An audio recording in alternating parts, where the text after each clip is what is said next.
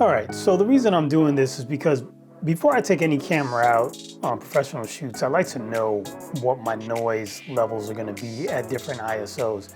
A lot of people complained that the noise you get with this camera is pretty bad, so that's why I'm doing this test. So I know the native ISOs for this camera are 800 and 2500. Right now I'm in 1600, which is obviously not an ideal situation for this camera. It will always prefer to be in 2500 or 800. Actually, let me start at let me start at 800. So this is 800 ISO, right? Totally underexposed. I'm gonna go all the way up to 2500 so it could be better exposed. I just wanna see what kind of noise I'm gonna get when I'm not in an ideal lighting situation like this. This is terrible. So now what we're watching, this is 800 ISO again, but I artificially pulled it up in post so that it's better exposed. And as you're watching it here, you can see in the shadows, there is some noise there. But honestly, to me, it's a usable image, even at 800, but there's no need to shoot at 800 in a low light condition. I can just shoot at 2500 to get to that base ISO.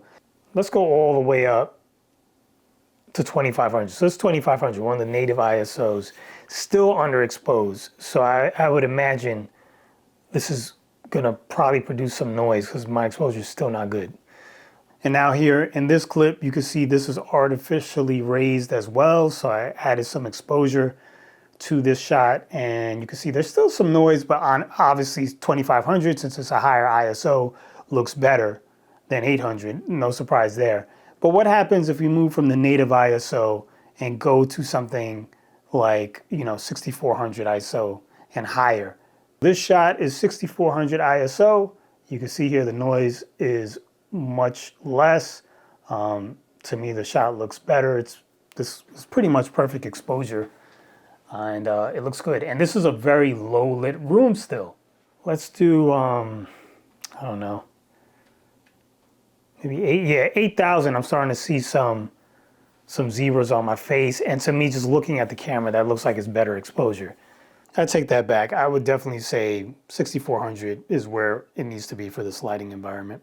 So hopefully that helps some of you all out as far as low light goes with this camera, because there's been a lot of talk about the low light performance being really bad. To me, it's not bad at all. This was a really, really low light situation. Remember how it looked when we were at 800 ISO, how it was almost black. That's how dimly lit this room is.